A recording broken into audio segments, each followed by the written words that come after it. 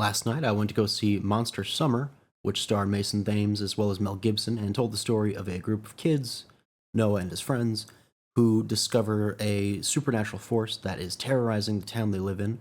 And it's up to Noah and whatever Mel Gibson's character's name was, who I can't remember at the time, to investigate this paranormal activity, no copyright, and plan to have a good summer. Now, unfortunately, this movie did come out in the fall, as it's now October, so I don't really know why it's called Monster Summer if its release date was in the fall, but that's kind of irrelevant. The movie was directed by David Henry, who was in The Wizards of Waverly Place and some other Disney projects, which I don't really know.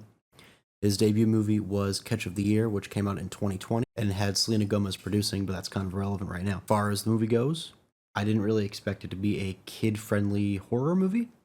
I figured with its PG-13 rating, it would be somewhat like Night Swim or something like Imaginary, which I think came out this year. I don't remember. Usually a lot of PG-13 movies I don't really think of as kids movies nowadays. It's a little... I think that the performances were great. I thought the concept was interesting, but the execution fell a little flat just because I went in with the expectations of thinking this is going to be a big PG-13 movie. Despite my criticism, I think I had a very fun time with this movie. I thought that the effects, for the most part, looked decent.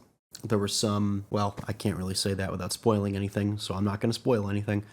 The main antagonist is a suspected witch. I hoped it would have been maybe werewolves or aliens, what with Dogman coming out as well as the Wolfman coming out in January. It's a real wolf-dog themed kind of year that it's starting off next year. But no, as well as with Nosferatu coming out in December, I thought, alright, maybe witches are a bit refreshing. I haven't seen many witch-related horror movies. There's one that is called She Came from the Woods that Will and I saw a couple years ago that also dealt with witches and summer camp counselors. I thought it was fine. I don't remember much about it. I know I was a little let down by the ending, I think. But I'm not here to talk about that, obviously. What this movie does well is probably the performances, probably my favorite bit. Now, there's no Oscar-worthy performances in this. Mason Thames, if anyone recognizes the face, he was in Scott Derrickson's The Black Phone a couple years ago. The movie, I guess if you're a fan of kid Stranger Things-esque E.T. movies, TV shows, then you'll have a blast with this.